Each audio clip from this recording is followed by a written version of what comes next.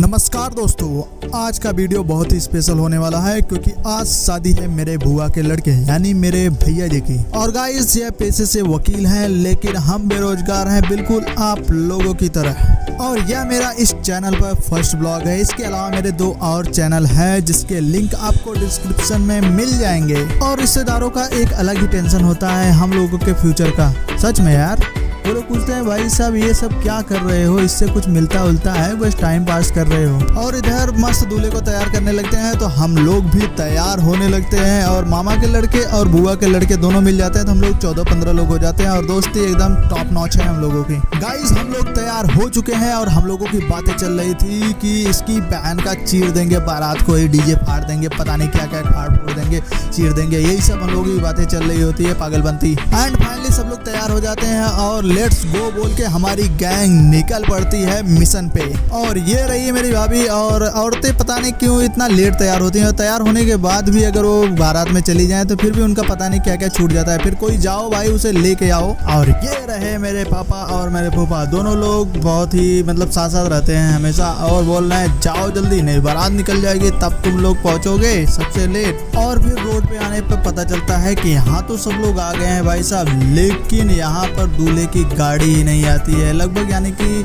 कम से कम 40-45 मिनट तक हम लोग वेट करते हैं और गाड़ी ही नहीं आती है। ये रही मेरी मम्मी और ये रही सैदान की बच्ची। तभी मेरी नज़र पड़ी कि भाई दूल्हे की गाड़ी आ गई है। और इतना ज़्यादा फूल लगाया हुआ था कि इसे बस सामने का ही दिख रहा था, आगे पीछे इसे बताना पड़ता था भाई इधर घुमा इधर देख। और फिर पैसा लूटने के बहाने मैं आ जाता हूँ डांस करने।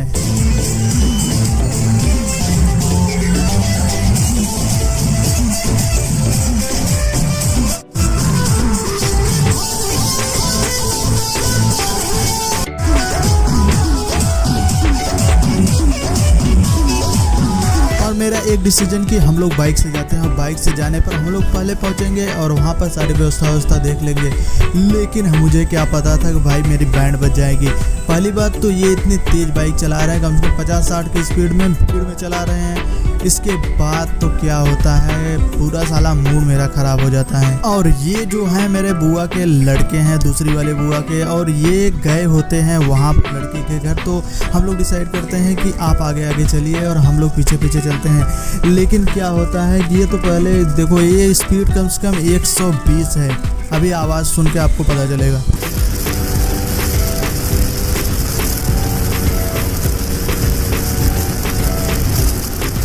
और भगाने के चक्कर हम लोग 6 किलोमीटर आगे चले जाते हैं, फिर घुमा के 6 किलोमीटर पीछे जाते हैं। उसके बाद तो आगे जाते हैं 12 किलोमीटर, जो भी गलत ही होता है। फिर उसके बाद घुमा के नहर से हम लोग 12-13 किलोमीटर और ट्रेवल करते हैं, यानी कि टोटल 30 किलोमीटर हम लोग ट्रेवल करते हैं। और रहता है 12 या 13 किलोमीटर वहाँ से लड़की वाले के घर की दूरी। और पहुँचने के बाद फोकस रहता है कि यार नाश्ता वास्ता तो नहीं खत्म हो गया, लेकिन थैंक गॉड नाश्ता मिल जाता है और हम लोग इससे दबा देते हैं, उड़ा देते हैं। फिर उसके बाद दौर पूजा वाला कार्यक्रम शुरू होता है, पटाखा फटाफट बजने लगते हैं। फिर भाई चलो, और मैं लगभग 2 दर्जन स्प्रे लाया होता हूँ और उड़ाना शुरू करता हूँ डीजे पर भाई।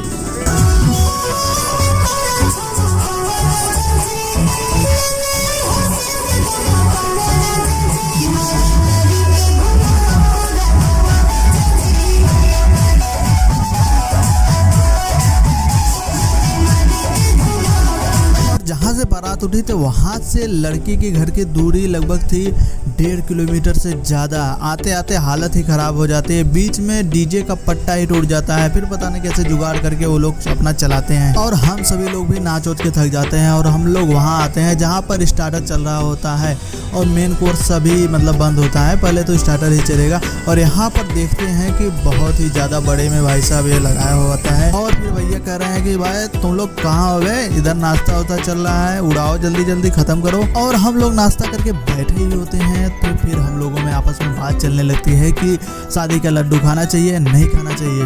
तो निष्कर्ष यह निकलता है कि खा के यार पछताना चाहिए लेकिन खाना जरूर चाहिए। तत्पश्चात मैं निष्कर्ष को सुनने के बाद आ जाता हूँ स्टेज पर। ये रहा मेरे बुआ का लड़का और इसकी कई सारी गर्लफ्रेंड है, इसकी भोली शकल पे मत जाओ। और फिर मैं इसे हटाता हूँ, हट बे तेरी बहन का हट क्यों ना रहा, दूल्हे को परेशान कर रिया है पता नहीं क्यों। और लगता है यह एक दो केस पकवा के ही मानेगा। और वकील साहब की हालत ठीक नहीं लग रही होती, पता नहीं दूल्हे को क्या हो जाता है शादी के दिन। और शादी के दिन तो ज्ञान बांटने वाले की कमी नहीं होती, कुछ तो एक्सपीरियंस होते हैं, कुछ नॉन एक्सपीरियंस भी होते हैं जिनकी मतलब शादी भी नहीं हुई, लेकिन वो टिप्स देंगे आपको बराबर। पता नहीं कहाँ से नया नया फार्मूला लगा के देंगे, भाई ऐसे ऐसे ऐसे करके एकदम भाभी को खुश रहना है, पता नहीं क्या। और लड़की वाले जो होते हैं कि स्पार्कल लाइट के बहुत बड़े शौकीन होते हैं, कई दर्जन लाए होते हैं माँ कसम। और यहाँ पर पुष्पा भाव करने की कोशिश की जाती है कि आपुन फायर है, फ्लावर नहीं, समझा। और फिर मैड में पता नहीं कैसे आग लग जाता है।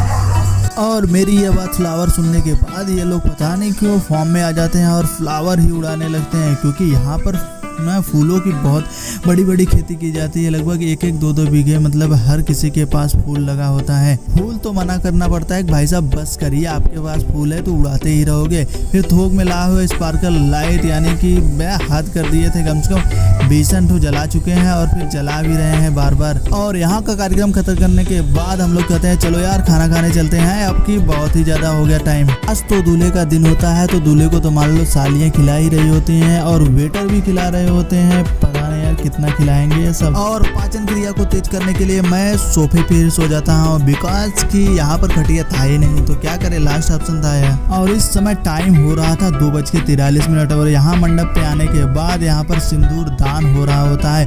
और जो पंडित लोग 7 वचन कराते हैं ना, उसमें पता नहीं मुझे अनफेयर सा लगता है, क्योंकि सारा चीज लड़कियों के लिए होता है यार। हम लौंडे हैं यानी कि हमारा कुछ नहीं, सारा लड़कियों का दोगे। फाइनली शादी संपन्न हो जाती है। फिर काम आता है आंगन में बैठने का, और वहाँ पर हम लोग लिटरली 2 घंटे वेट करते हैं।